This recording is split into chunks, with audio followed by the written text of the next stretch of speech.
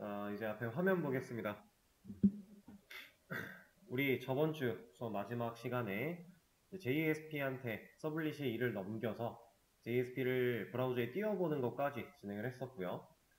마지막에 했던 게 JSP 파일을 직접 열어서 파일을 볼 수 있는 그것도 테스트를 해봤죠. 근데 그렇게는 하면 안 된다라고 했어요. 이유가 뭐였는지 기억나시나요? 우리가 이 페이지를 볼 수 있는 방식이 이렇게 요청 주소를 보내서 이 요청 주소가 서블릿으로 들어오게 될 거고, 이 서블릿이 요청 주소랑 매칭이 되면 이 녀석이 JSP한테 일을 넘기는 방식으로 JSP가 화면을 그리는 게 지금 이거고요. JSP를 직접 파일을 열어버리면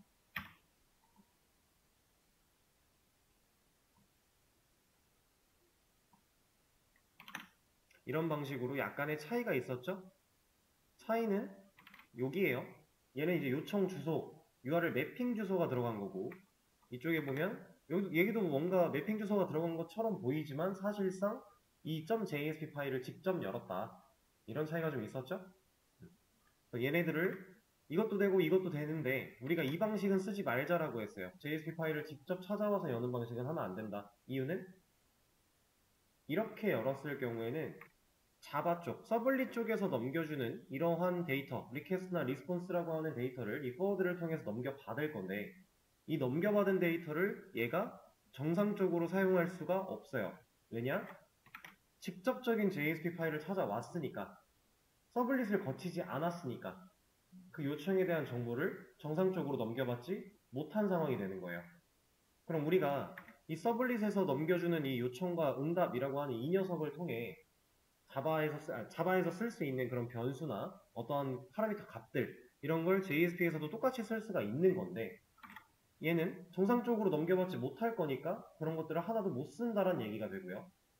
못 쓰게 되면 값을 사용하지 못하는 거니까 우리가 원하는 화면을 구성할 수 없다가 되는 거예요.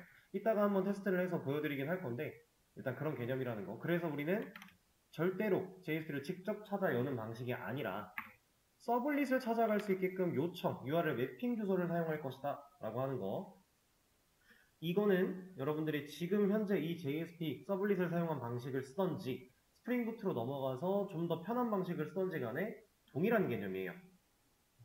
자바를 거쳤다가, 그러니까 사용자가 브라우저에 입력한 URL 요청 주소가 자바로 먼저 들어와야 되고, 그리고 나서 JSP한테 이를 넘기는 형태로 가야 데이터가 온전하게 움직일 수 있다라고 하는 거예요. 이따가 실제로 바로 데이터를 써볼 건데, 그러고 나서 한번 차이를 보여드리도록 할게요. 자, 지금 이 print.jsp라고 하는 녀석은 우리가 지금 이런 걸 하다가 넘어간 거예요. 이거 뭐 하려고 해놨던 거죠? 이거 프린트 단이라고 하는 거. 9구단 찍으려고 했던 거죠. 9구단을 찍을 때 몇 단을 찍을지, 그리고 몇 단을 몇 곱하기까지 찍을지, 그리고 얘네들의 색깔은 어떻게 할지, 이 세 가지를 파라미터로 받아서 쿼리 스트링으로 받아서 처리하려고 만들어 놓은 방식이죠. 이 녀석은 리스폰스의 셋 컨텐츠 타입과 리스폰스의 겟 라이터를 사용해서 이 서블릿이 요청도 직접 받고요. 얘가 실제로 프린트 단이라고 하는 요청을 받을 거고요. 받아낸 결과, 응답도 본인이 하고 있죠. 서블릿이. 얘는 그런 상태. 근데 어제 우리가 마지막에 만들었던 이 녀석, 홈에 프린트라고 요청을 보내는 이 녀석은 얘가 서블릿이 하는 일은 딱 하나밖에 없어요. 이게 뭐예요? JSP한테 일 넘기는 거. 이 한 줄이 그거죠. JSP한테 명령하는 거예요. 내가 이런 정보들 너한테 줄 테니까 이거 가지고 화면 그려? 라고 한 거예요. 그러면 JSP가 이 경로에 해당하는 JSP를 찾아가서 얘가 그래 데이터 갖고 와봐. 내가 이거 가지고 사용해서 화면을 그릴게 라고 한 상황이죠. 자, 그럼 여기도 결국에는 지금 9구단을 한번 찍어 볼 겁니다. 그러니까 얘를 이용해서 찍는 9구단과 얘를 이용해서 찍는 9구단 똑같은 기능을 만들어 놓을 거고요. 차이를 좀 볼 거예요. 일단은 이 HTML 문서에서 9구단을 우리가 여기서 했던 방식처럼 그리려면 그냥 이런 문구들이 좀 필요하겠죠? 몇 단을 뽑을 건지랑 이 단에 대한 내용들이 쭉 나오는 거랑 필요하겠죠? 자, 여기에 뭐 H1 같은 거 하나 사용해서 뭐 8단 얘로 한번 들어보겠습니다. 이렇게. 그리고 밑에는 DRB 같은 거 사용해서 뭐8 곱하기 1은 8 이런 식으로 적어준다라고 하면 여기도 한 단계 한 단계 나아가 볼 거예요. 우리 여기서 처음 했을 때에도 기본 출력 사용하는 그냥 어펜드로 여러 줄 다 타이핑하는 방식을 먼저 확인을 했었고요. 자, 지금 그러면 본문 내용이 바뀌었기 때문에 제가 얘를 새로 고침하면 이제 어떻게 돼요? 여기 써있는 것처럼 나오겠죠? 이렇게? 지금 H1과 div 그냥 기본 스타일 들어가 있는 거예요. 다른 거 우린 걸어준 게 없습니다, 현재. 자, 근데 이 방식으로는 당연히 말이 안 되겠죠? 왜 말이 안 돼요? 고정이잖아요. 사용자가 난 5단을 원해 라고 하면 얘는 5단 못 그려줄 거잖아요. 그죠? 그러면 그걸 우리가 여기서 어떤 방식으로 처리했죠? 나 5단 원해. 사용자가 원하는 사용자의 의견을 우리가 뭘로 받았어요? 파라미터로 받았죠. 쿼리 스트링을 사용해서 우리가 URL 요청에다가 뒤에 물음표를 통해 변수를 세팅하고 파라미터로 처리를 했었어요. 그죠? 똑같은 방식으로 진행을 한다라고 가정을 했을 때 이 뒤에다가 뭐 이런 식으로 들어갈 거란 얘기잖아요. 그렇죠? 이렇게 들어간 애는 우리가 서블릿에서 데이터를 어떤 식으로 접근해서 꺼냈었죠? 이 5라는 값을 꺼내기 위해 지금 이쪽에 보이고 있는 리퀘스트 요청에 들어있는 get 파라미터 가져와 라고 하는 메서드를 사용해서 이 단이라고 하는 이 변수 부분 얘가 키가 될 거였고 그 키를 이용해 밸류를 뽑아오는 식이었다. 그쵸? 자, 얘는 서블릿에서 쓰는 방식이었어요. 여기서 그 작업을 하고 싶어요. 어떻게 할 수 있을까요? 한번 추측을 해보세요. 자유롭게. 그렇죠. 정확해요. JSP가 이 HTML, 그냥 HTML과 다른 점은 이 안에서 자바 문법을 사용할 수 있어요. 그래서 맨 위에 보면은 랭귀지 자바 이게 붙어있는 이유가 자바 문법을 쓸 수 있는 애기 때문이에요. 근데 단순하게 그냥 여기다가 자바 문법을 뭐 이런 식으로는 쓸 수가 없어요. 예를 들어서 이런 식으로는 못해요. 스트링 A는 뭐 리퀘스트 어쩌고 이런 거 이렇게 그냥 되면 이거는 절대로 좋은 게 아닙니다. 왜 안 좋은 거냐면 구별을 지을 수 없어요. HTML에서 쓰고자 했던 그냥 텍스트 부분과 자바 문법을 쓰고자 하는 부분과 구별이 안 돼요. 그래서 이걸 구별 짓게끔 만들어진 문법이 있습니다. 자, 그 문법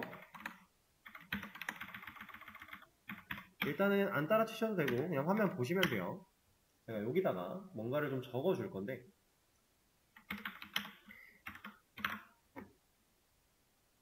꺽쇠 느낌표라고 하는 거를 적을 겁니다. 자, 이렇게 생긴 애가 스크립틀릿이라고 하는 문법이에요. 그래. JSP 파일 안에서 꺽쇠를 열고 퍼센트를 넣어주고 그다음 퍼센트를 닫아주고 꺽쇠를 닫는다. 이 안쪽에다가 사용하는 이 안쪽에 들어가는 내용은 자바 문법이야 라고 하는 경계를 명확하게 해주는 문법이에요. 스크립틀릿이라고 하는 녀석입니다. 이거를 우리가 지금 이제 이걸 사용하는 방식을 쭉 배울 거고요. 그리고 스프링부트로 넘어가기 시작하면은 이것보다 훨씬 더 편하고 좋은 간편한 녀석을 배우긴 할 거예요. 근데 그럼에도 여러분들이 얘를 알고는 있어야 돼요. 그래서 이 녀석을 먼저 사용을 해볼 겁니다. 자, 여기서 자바 문법 그냥 쓰면 돼요. 이런 거 가능하다란 얘기예요. int 단 여기다가 뭐 5 이렇게 넣었어요. 이거 자바 문법이죠. 이거 자바 문법으로 그냥 단이라는 변수 만들고 5라는 값으로 초기화한 거예요. 그죠? 자, 얘를 이런 데다가 활용할 수 있습니다. 지금 얘는 자바 문법을 사용해서 변수를 선언하고 초기화한 거죠. 그리고 지금 여기로 제가 커서를 옮겼는데 여기는 실제로 쓰고 싶은 자리잖아요.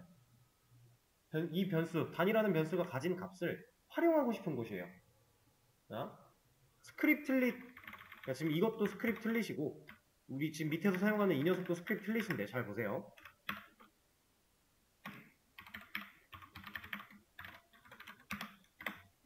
자, 이렇게 쓸 수 있습니다. 잠깐만, 얘가 세미콜론이 빠져서 그래요. 이렇게 자, 이렇게 쓰면 어떤 일이 벌어지냐? 지금 제가 변수를 활용한 곳은 단이라고 하는 글자 앞에 있는 숫자 부분이죠. 원래는 8로 고정되어 있던 자리인데 제가 이 변수를 사용하겠다라는 의미로 뭔가를 적어줬어요. 얘는 사용이 됐죠. 여기서 단변수 5라는 값을 만들어 놨으니까 여기다 지금 단변수를 활용한 거예요. 이렇게 사용할 수가 있는 겁니다. 근데 이거 너무 불편해요. 사실 이렇게 쓸 수는 있지만 이게 가장 기본적인 방법인 건 맞지만 불편합니다. 그래서 우리는 앞으로 이렇게 쓸 거예요. 방금 out.print라고 하는 그것도 메서드를 실행시킨 거고 그 메서드 안쪽에다가 내가 사용할 변수를 인자로 넣어주는 형태였는데 그걸 이퀄 마크 하나로 압축시켜 놓은 거예요. 그래서 이렇게 해놓고 단이라는 변수를 사용을 해주면 자, 여기서 변화가 없으면 또 안 보일 거니까 변화를 줘볼게요. 자, 이러면 이제 우리 브라우저에 이 변수가 실로 활용이 된다. 자, 그럼 위에 있는 이 부분과 아래에서 사용하고 있는 이 부분과 차이점은 이퀄 마크가 있냐 없냐죠. 내가 자바 문법으로 뭔가를 코딩, 작업, 로직을 구현할 때는 이 이퀄 마크 없는 스크립트릿을 사용하는 거고요. 여기서 이 자바 문법을 통해서 만들어진 변수나 어떠한 값들을 사용할 때는 이퀄 마크를 붙여서 출력에 사용하는 거예요. 이 두 가지만 잘 기억하시면 돼요. 스크립트릿. 이제 조금 있다가 한 가지 개념이 더 나올 건데 그것도 그렇게 어렵지 않으니까. 일단 변수 활용에 대한 걸 알았네요. 이렇게 하면 자바 문법 쓸 수 있다는 걸 알았네요, 우리가. 자, 그러면 지금 현재 우리가 하고자 했던 건 뭐예요? 여기 주소창에 들어오는 얘를 인지하고 싶었던 거죠. URL에 들어오는 얘는 서블릿에서 뭘로 했다고요? 요청에 들어있는 파라미터 가져와 라고 했다 그랬죠. 이거 무슨 문법이에요? 자바 문법이죠. 자, 이 스크립트릿 아래서 뭐 쓸 수 있다고요? 자바 문법. 그럼 리퀘스트 요청이라는 녀석이 어디 있어요? 넘겨줬죠. 포워드를 통해서 요청과 응답이라는 녀석을 이 해당 JSP한테 넘겨준 거예요. 누가? 서블릿이. 그러면 이 JSP 안쪽에서도 우리가 그 전에 해봤던 서블릿에서 사용했던 request.getParameter라는 메서드를 똑같은 방식으로 호출할 수 있다는 얘기가 되는 겁니다. 상황 이해되실까요? 자, 그래서 얘를 어떻게 쓸 거냐? 보세요. 일단 스트링으로 받아줄게요. 왜냐면 쿼리 스트링, 파라미터로 세팅된 애를 그냥 꺼내왔을 때 일단 무조건 스트링일 거니까. 그렇죠? 사실 여기서 해봤던 방식과 동일한 거예요. 스트링으로 먼저 꺼내놓고 조건 때려서 형변화를 했죠. 똑같이 해줄 거란 얘기예요. 스트링으로 input 단이라는 이름을 지어서 request라고 할 겁니다. request.getParameter 이렇게 써줄 거예요. 자, 힘들죠? 다 써주기 힘들어요. 그죠? 지금 심지어 저 t 2개 들어가서 오타가 나 있어요. getParameter 제가 왜 이렇게 뭐가 다른 거 같지? 문제는 없는데 어쨌든 이렇게 해놓고 여기다가 이제 단이라고 하는 키까지 넣어주는 이 상태로 쓸 건데 자, 여기가 스크립트릿이 자바 문법을 쓸 수 있는 곳이라고 했어요. 우리 자바 코드 작성할 때 이런 거 풀네임으로 다 안 쓰죠. 뭘로 해요? 자동 완성 기능 쓰지 않나요, 우리? 자, 보세요. 있어요, 여기도. 스트링, input, 단투, request 있어요. 지금 보시면은 얘는 우리가 자바에서 사용할 때 이런 모양으로 나오는 것들은 변수로 만들어져 있는 애들 가져다 쓰는 거였잖아요. 그죠? 똑같아요. 여기도 다 있어요. 왜냐? 자바 문법 쓸 수 있는 곳이니까. 자, 여기랑 차이를 좀 보여드릴게요. 여기서 만약에 스트링을 하려고 한다. 컨트롤 스페이스 누르면 당연히 안 나오죠. 왜? 이 영역은 지금 이거 쓰려고 하고 있는 이 영역은 뭐예요? 어떤 문법이에요? HTML이죠. 이 문서의 타입은 HTML이야 라고 박아놨잖아요. 그죠? 그래서 얘는 안 나와요. 대신에 얘는 이런 게 나오겠죠. div 같은 거 쓰려고 하면서 컨트롤 스페이스 누르면 얘가 나와요. 문법이 다른 거니까. 자, 그래서 여기서 이런 것들을 다 사용할 수 있다. get 파라미터도 나옵니다. 써주면 돼요, 그냥. 아시겠죠? 자동 완성 기능이 된다는 얘기예요. 그리고 여러분들은 절대적으로 자동 완성을 많이 써야 돼요. 첫 번째, 오타를 줄이기 위해서.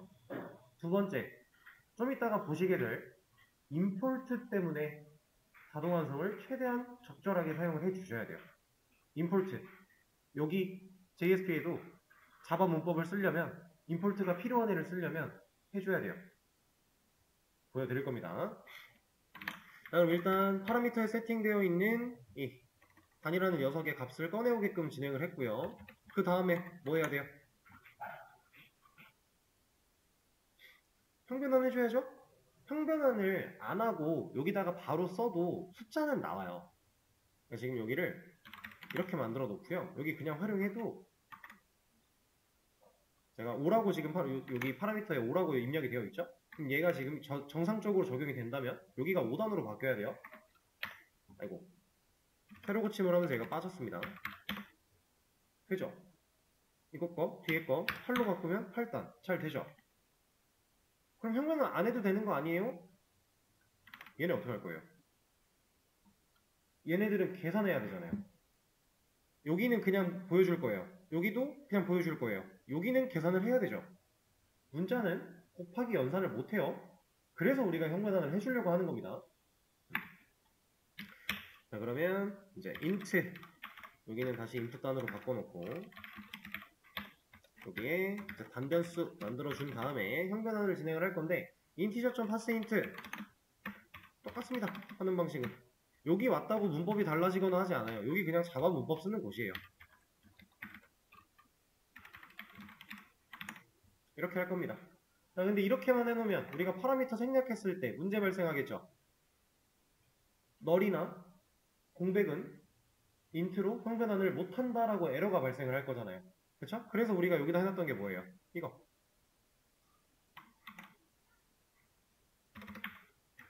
이렇게. 자, 그럼 잘 보세요. 지금 단 변수를 파라미터로 꺼냈고요. 검증했고요. 형변환까지 했어요. 단 변수를 꺼냈고요. 검증했고요. 형변환했어요. 다른가요? 똑같죠? 똑같죠? 이 코드가 적혀있는 파일이 자바 파일이냐 JSP 파일이냐는 다르지만 사실상 안에 들어간 로직 코드는 동일해요. 왜? 같은 일을 할 거니까. 상황 이해되실까요? JSP 파일에서 자바 문법을 진짜 그대로 쓴다라는 걸 강조드리고 있는 겁니다. 다를 게 하나도 없다라는 거. 자, 그럼 이제 이걸 사용해서 한번 여기도 처리를 해볼까요? 첫 번째 파일 자리에는 우리가 아까 배웠던 꺽쇠 열고 퍼센트 거기에 이퀄 마크 넣어준 다음에 단 넣으면 되겠죠. i는 여기 1 자리는 어떻게 해야 돼요? 자, 1 자리를 일단 건드리지 않는다라고 하면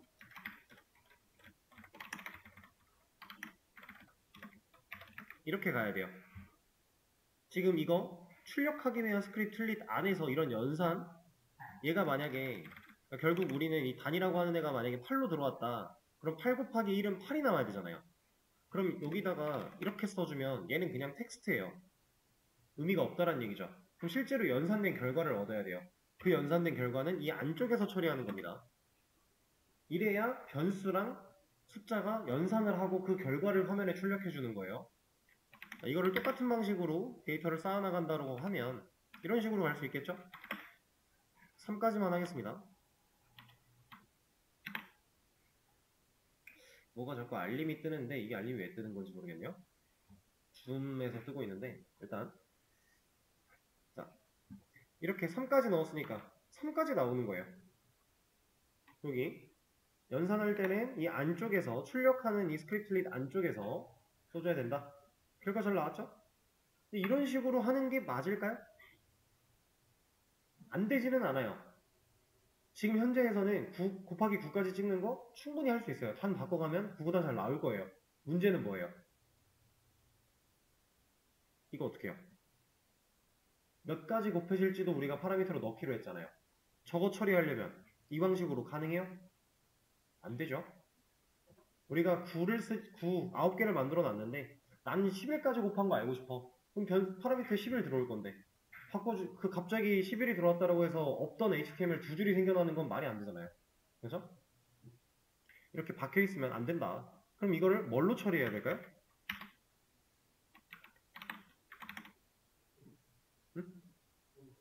반복문. 맞아요. 반복문으로 할 거예요. 반복문은 누구 거예요? 누구 문법이에요? 참아죠. HTML에 반복문이 있나요? HTML에는 없죠? 스크립트가 갖고 있는 거예요, 반복문은. HTML 자체는 태그가 있는 거고, 그 태그들은 반복문 같은 게 없습니다. 물론 나중에 JSTL이라고 하는 녀석을 사용하면 HTML 태그 형식으로 반복문을 쓸 수 있어요. 근데 그거는 우리가 지금 배우고 있는 상황이 아니니까. 순수한 스크립트릿을 사용해서 자바 문법인 반복문을 사용할 것이다. 그럼 스크립트릿, 지금 변수 출력하려고 쓰는 거예요? 문법 넣으려고 하는 거예요? 반복문 쓸 거예요, 저. 문법 넣으려고 하는 거죠. 그렇죠. 이런 작업하려고. 이렇게 만들어진 변수의 값, 이런 거 값 가져다 쓰려고 하는 게 아니죠. 그럼 저는 이퀄 마크를 넣어야 돼요? 안 넣어야 돼요? 여기다가 이퀄 마크 있어야 돼요? 없어야 돼요? 없어야죠? 자, 자, 일단 보세요. 제가 자, 여기다가 int i는 1부터 i가 일단은 9까지로 가죠. 우리가 아직 리밋이라고 하는 파라미터를 처리 안 했으니까 이렇게 일반적인 반복문을 만들었다 라고 해볼게요. 자, 제가 지금 이 중괄호 닫는 거를 아직 안 만들었어요.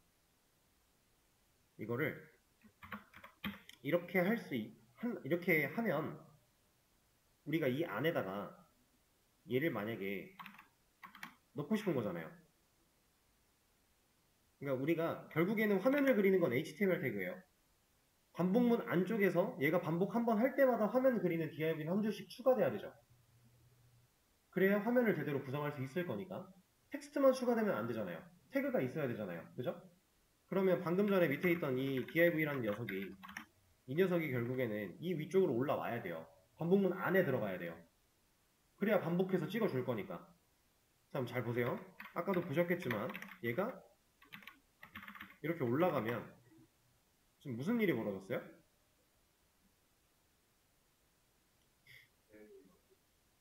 여기가 지금 뭔가 에러가 나고 있죠. 왜? 그쵸? 정확해요. 자바 문법이 나와야 되는 곳인데 HTML 문법을 인식을 못하죠. 심지어 꺽쇠가 들어가 있어요. 꺽쇠는 우리가 문법적으로 꺽쇠를 활용할 때 항상 조심해야 돼요. 제대로 인식을 못하고 엉뚱하게 인식을 해버릴 수 있으니까. 그래서 지금 여기에 에러가 나고 있는 것도 결국 지금 이 스크립트릿을 닫는 방식의 꺽쇠처럼 인식을 해버리는 거예요. 근데 뭔가 올바르지 못하니까 에러를 뱉는 거고. 그럼 이게 안 돼요. 아이고. 뭐야? 이게 안 됩니다. 그러면 우린 저 반복문 안쪽에다가 얘를 어떻게 구성하면 좋을까요? 결국엔 반복문 안에다가 얘를 넣긴 넣어야 이런 데다가 i라는 애도 쓸 것이고 사용을 할 수 있을 것인데 여기도 마찬가지 이런 걸로 i를 넣어줘야지 우리가 리밋 정해가지고 그냥 편하게 계속 찍어낼 수 있을 건데 어떻게 하면 좋을까? 자, 얘는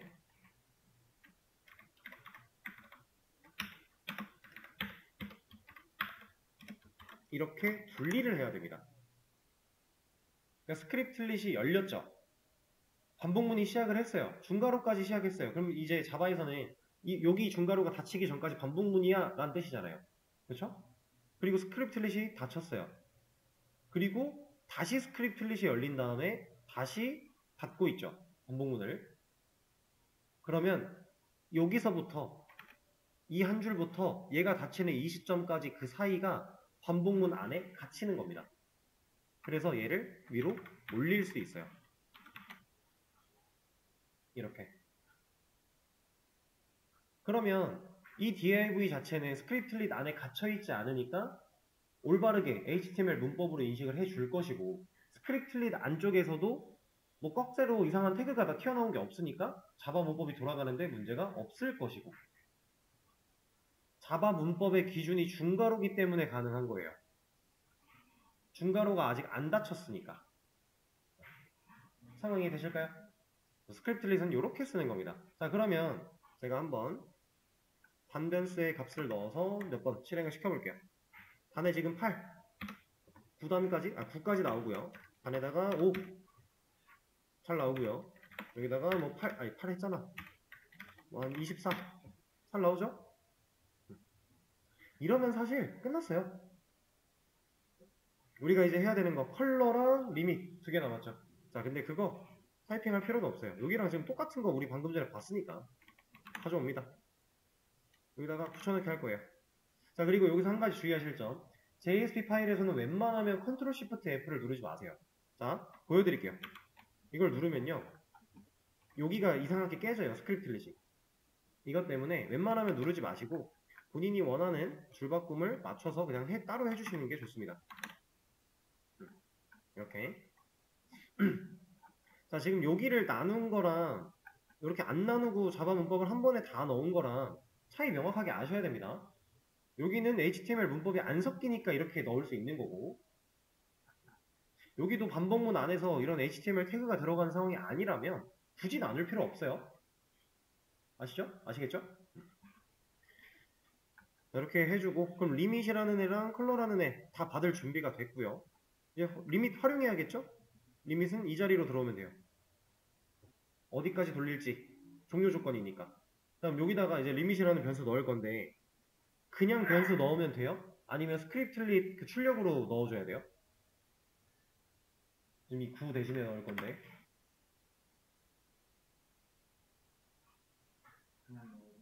그냥 넣어도 되죠. 왜? 이미 열려 있으니까. 이미 여기는 자바 문법 안쪽이잖아요. 그럼 여기다가 굳이 이런 출력 이런 거 하나 더 넣을 필요가 없다. 어차피 자바 문법 안쪽이니까. 자, 그러면 컬러도 바로 활용을 해보죠. 컬러는 어디에다가 우리가 활용을 해야 돼요? 태그 안에 속성으로 활용을 해야 돼요. 그런 컬러 값을 주려고 한 거니까. 지금 여기 H1 여기다 그냥 주죠. 스타일 이렇게 쓰는 거였잖아요. 인라인 CSS. 자, 여기다가 컬러, 여기에 누가 들어가야 된다고요? input 컬러라는 변수가 가지고 있는 값을 넣어줘야 돼요. 우리가 바깥에서 받아올 거니까. 자, 그럼 이 녀석 여기다 쓰고 싶으면 어떻게 써요? 지금 이 시점에는 스크립트릿이 열려 있나요? 안 열려 있죠. 근데 우린 자바 문법인 변수를 써야 돼요. 그러면 열어야겠죠. 지금 이 태그의 안쪽에 속성으로 넣을 때 스크립트릿이 원래 앞에 치면은 뒤에 자동 완성을 해줬는데 여기서는 안 해줘요. 왜냐면 얘도 마찬가지. 태그가 껴있어서 그래요. 꺽쇠가. 이거 꺽쇠 열고 닫히기가 있기 때문에 이 안에서 자동 완성 못 해줘요. 충돌 나는 것 때문에 타이핑 해야 됩니다. 여기 이제 인풋 컬러 넣어준다.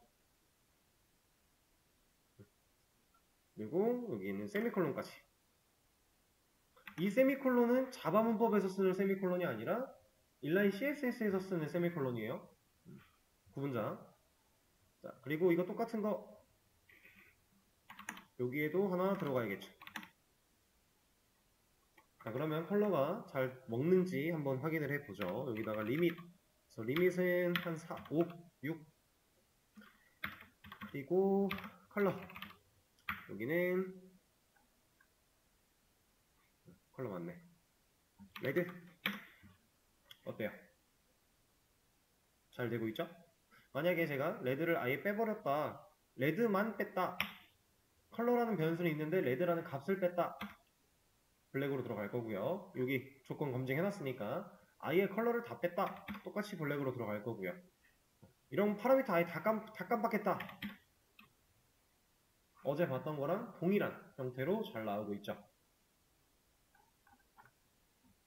자, 이렇게 활용을 할 수가 있다. JSP 안에서 자바 문법 쓰는 방식이었습니다. 아주 가장 기본적인 방식이에요. 자, 그럼 이렇게 해놨을 때 얘랑 이 서블릿으로 직접 응답을 하면서 이렇게 일 처리를 하는 거랑 얘랑 누가 더 편해 보여요? 지금 이거랑 얘랑 이걸 보시는 거예요. 차이는 이런 겁니다. 얘는 요청을 받아서 본인이 직접 일을 다 하고 로직을 다 구현하고 화면 그리는 것까지 본인이 하고 있는 상황. 얘는 요청은 얘가 받아서 리퀘스트랑 리스폰스라고 하는 변수가 가진 값들을 이 JSP한테 넘기며 네가 화면 그려 라고 하고 얘가 받아온 거에서 값 꺼내고 검증하고 변수 세팅 그리고 실제로 화면을 그리고 누가 더 편해 보여요? 이쪽이? 지금 당장은 여기가 더 편해 보이지 않을 텐데? 여기 스크립트리 쓰는 것도 번거롭고 귀찮고 사실상 지금 당장은 얘가 더 편할 수밖에 없어요. 이거는 맞아요. 근데 지금 화면이 너무 간단하니까 얘가 편해지는 거예요. 이 태그 구성이 복잡해지거나 레이아웃을 갖추기 시작한다? 얘로는 머리 터집니다. 그래서 우리는 이 방식을 쓰지 않는다. 다 이런 방식으로 화면을 구성하게 될 것이다. 자, 그리고 아까 보여드리기로 했던 것도 하나 보여드리죠.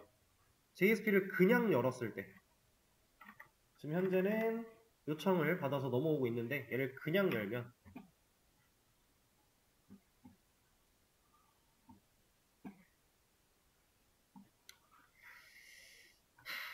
이렇게 나오지.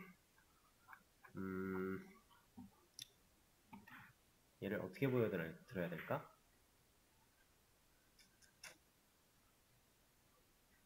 그냥 이렇게 생각을 하죠. 저는 아예 에러가 나오는 화면을 보여드리려고 했더니 이 검증 때문에 돼버렸어요. 변수를 만든 건 만든 거고 지금 이 자리가 다 널이거든요. 얘는 다 널인데 검증을 해버려가지고 에러가 안 나오는 상황. 그럼 이렇게 보여드려야겠다. 이거 하나쯤은 보고 가는 게 좋으니까 얘네를 잠깐 주석을 다 걸고 여기다가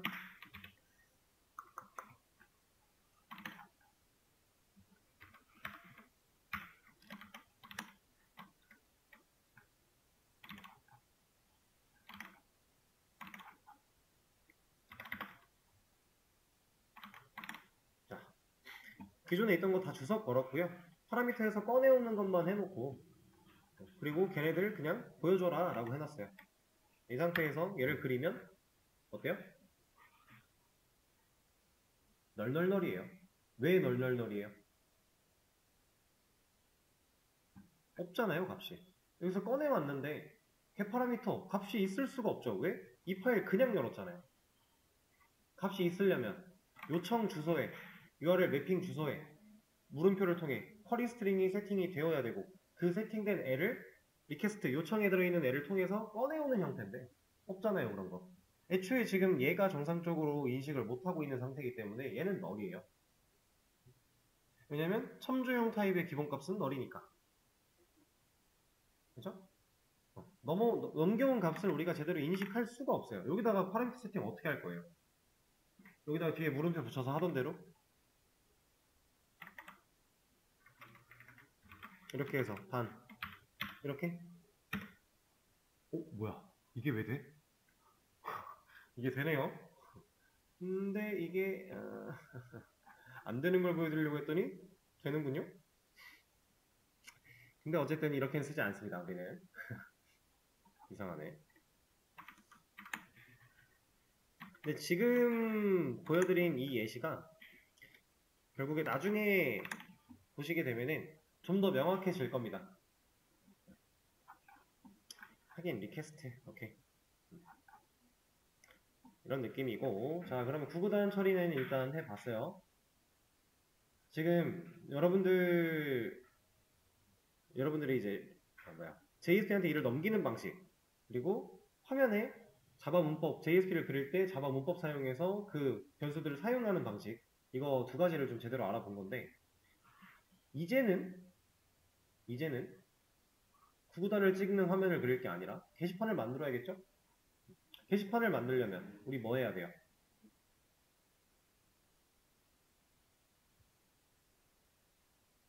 당연히 뭐 필요한 페이지들을 만들어야 될 거고 그거에 맞는 서블릿도 만들어야 될 거고, 근데 게시판 기능을 온전하게 사용하려면 우리가 지금 단계에서 화면 만드는 것보다 중요한 거,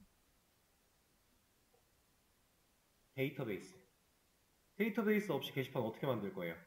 그죠? 영속성 없는 게시판 브라우저로 띄워봤자 아무런 의미가 없잖아요. 영속성을 갖추기 위해 데이터베이스 연결할 겁니다. 데이터베이스 연결하는 방식은 생각보다 되게 간단해요. 어떻게 할 것 같아요? 한번 유추해 보실래요?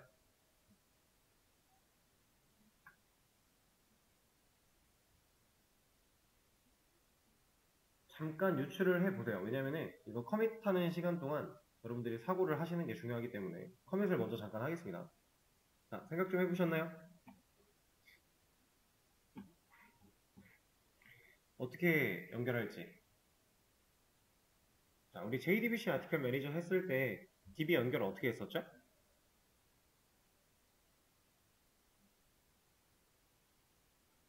기억이 안 나시면 안 됩니다. 얘네들은 중요한 개념이었어요.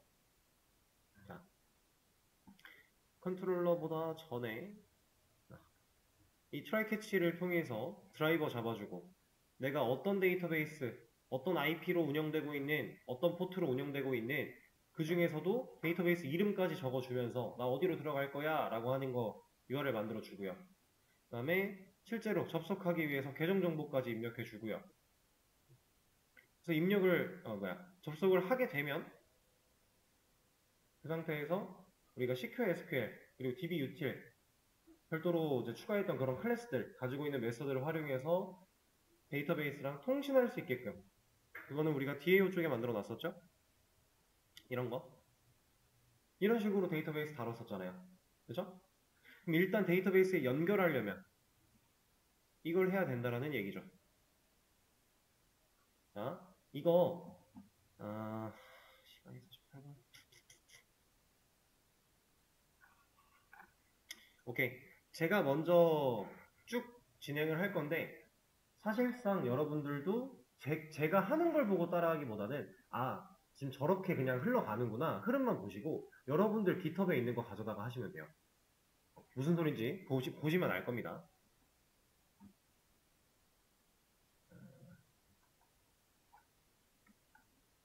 일단은 기존에 있는 제가 커밋을 했으니까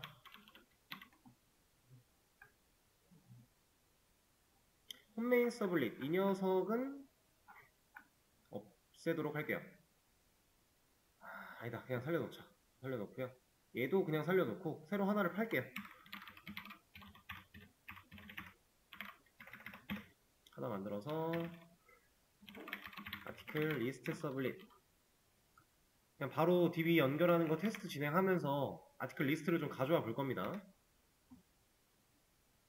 그리고 얘 필요 없고 다 필요 없고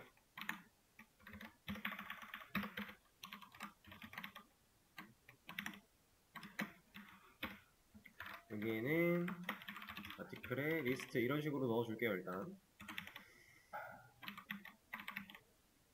그리고 자, 여기다가 바로 구성을 좀 할 건데 이거 하면서 이것도 좀 해드리죠. 우리 예전에 했던 JAM 얘가 우리가 했던 거죠? 여기 들어와서 CQ SQL이랑 SQL 에러 익셉션 이런 것들 가져올 거예요. 7에 DB7 클래스 쫙 복사할 거고요.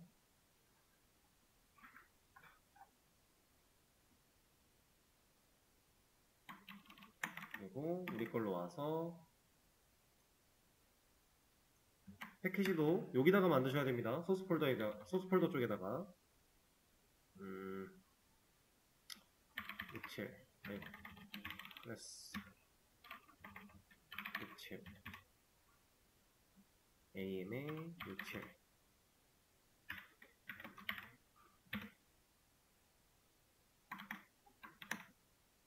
얘는 참 DB67이잖아.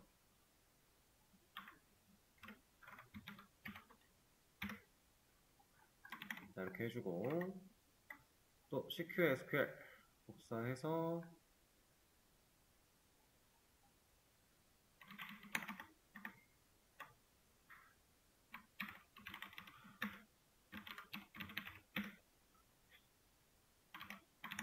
저렇게 해주고 임포트 해주고 SQL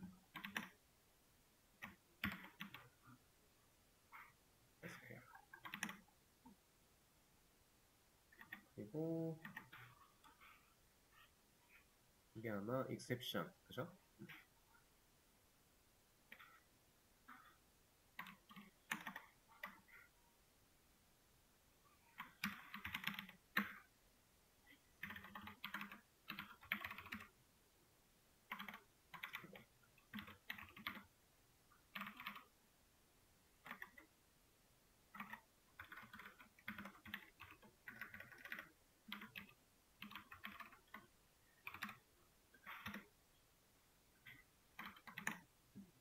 이렇게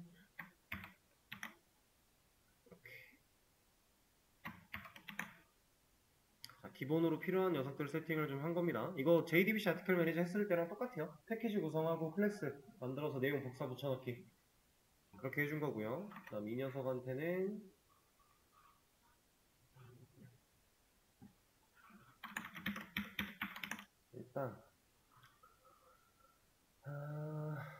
일단 이렇게 해보죠.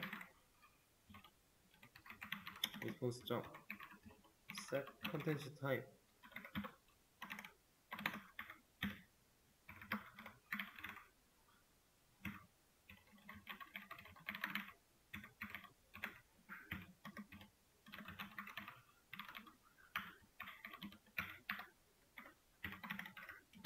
이걸 넣어줬다라는 건 얘가 직접 화면을 그리겠다라는 뜻이겠죠? response .getLighter append 일단 여기다가는 안녕하세요 해놓고요. 그러면 우리가 브라우저에서 저 요청을 보냈을 때 이 안녕하세요가 일단 나올 수 있게끔 만들어 놓은 건데 여기서 또 한 가지 개념, 가벼운 개념 지금 서버를 껐다 키지 않은 상태에서 없던 서블릿을 제가 하나 만들어 냈죠. 아티클 리스트 서블릿이라고 하는 아예 새로운 서블릿을 생성했어요. 서버가 꺼진 적이 없어요. 그죠? 서블릿이 있던 애가 수정이 되면 서버가 자동으로 리로드를 해요. 그래서 새로 고침 기다렸다가 새로 고침만 해도 적용이 되는데 아예 없던 서블릿이 생겨나면 서버를 껐다 키지 않으면 인식을 못해요. 지금 보시면은 지금 제가 이거 저장하고 나서 충분한 시간이 흘렀잖아요. 그럼에도 불구하고 브라우저가 어딨니? 여기다가 아티클에 리스트를 넣으면 찾을 수가 없어요. 이거 매핑을 못 찾아서 나오는 가장 기본적인 에러거든요. 근데 서버를 한 번만 껐다가 다시 실행을 시켜주면요. 얘는 돼요. 없던 서블릿이 생겨나면 서버를 꼭 재부팅을 해야 된다. 리로드랑은 다른 개념이에요. 재부팅을 해야 된다. 그럼 일단 여기까지 만들어 놓은 거고 여기다가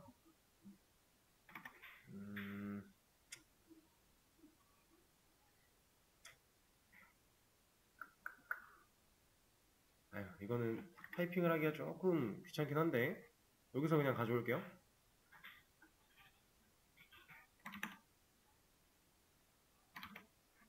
이 녀석 넣을 거고 여기 밑에다가 캐치 일단 구성 갖춰 놓고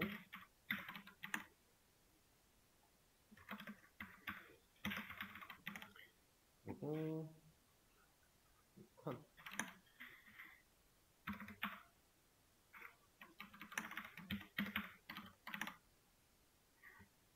최소한의 접속을 위한 정보 필요한 내용들 일단 가져온 거고 로컬호스트의 3306 그리고 JAM이 아니라 이제 데이터베이스도 새로 하나 만들어주긴 해야겠죠?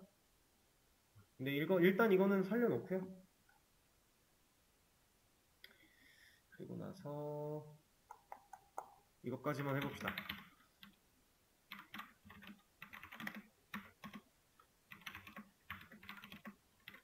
이거 프롬으로 그냥 진행할게요.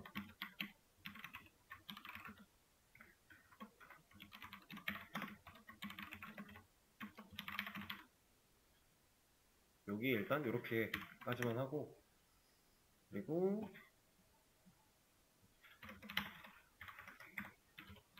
db util에 select rows 라는 걸 사용해서 받아오겠습니다. 리스트맵 형태로 만들어줘야겠죠? 여러 개니까 데이터가. 이거 다 해봤던 겁니다. 이게 뭐야 싶겠지만 사실상 완성된 모습을 보면 우리 이거 다 해봤던 거지 라고 느껴지셔야 돼요. 그렇게 느껴지실 거고요. 그렇게 해놓고 이 녀석이 갖고 있는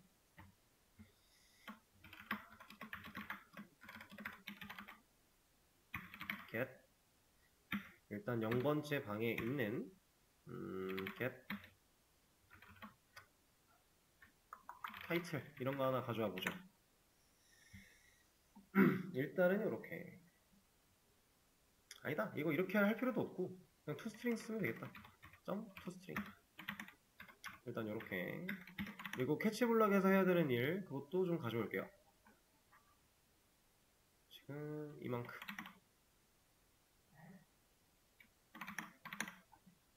이렇게 자, DB 연결하는 로직 이거 지금 따라치시는 건 안 중요해요. DB 연결하는 로직 그리고 쿼리 세팅 그 쿼리를 날려서 실행시킨 결과를 받아오는 로직 그걸 사용해서 화면에 DIV로 찍어라 라고 했어요. 그죠?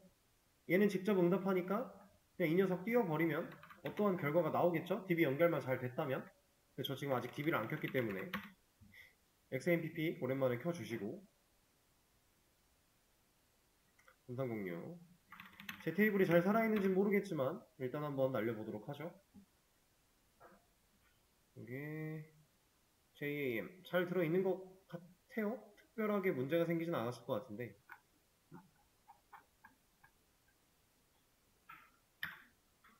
잘 들어있네요. 보겠습니다.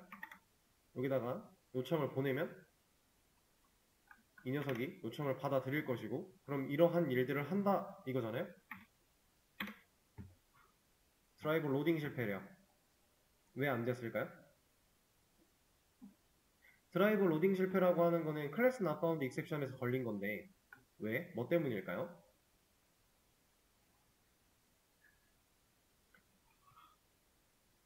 이 드라이버라고 하는 녀석은 누구였는지 우리 JDBC 아티클 매니저 때 배우긴 했어요. 자, 이거 누구예요? 이거 지금 현재 JDBC 아티클 매니저 프로젝트 안에 있는 건데 이거 누구예요?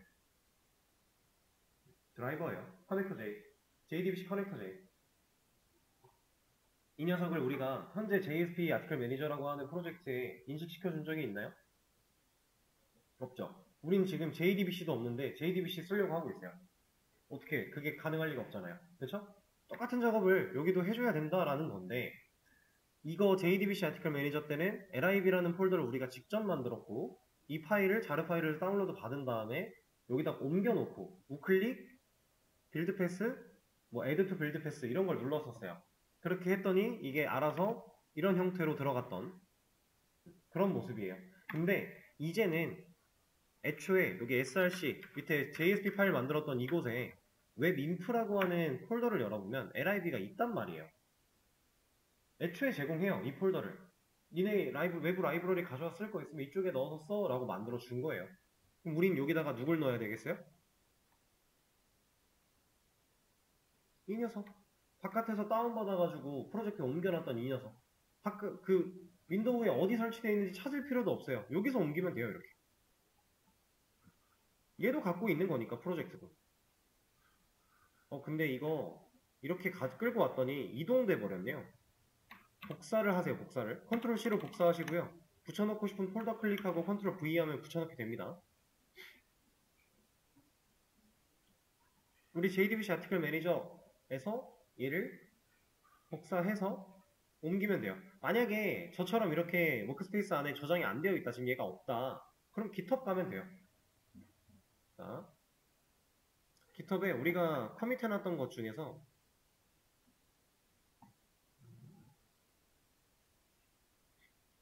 여기에 보면 lib 폴더 안에 얘가 있어요. 얘를 들어가시면 설치할 수 있습니다. 다운로드 파일을 받을 수 있어요. 깃허브에 올려놓고 받으시면 돼요. 아니면 예전에 받았던 방식대로 웨이브 레퍼지토리 들어가서 받으셔도 돼요. 뭐가 됐든 그 파일이 필요한 거고 그 파일을 우리 JSP 아티클 매니저 프로젝트에다가 또 옮겨주고 옮겼으면 끝났나요? 저처럼 지금 이렇게 옮겼다고 쳐볼게요. 끝났나요?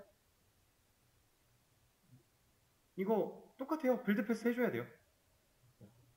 얘는 폴더를 제공한 거지 애초에 참조할 수 있게끔 바로 연결하는 뭔가를 제공한 건 아니에요. 폴더만 제공을 한 겁니다. 폴더만.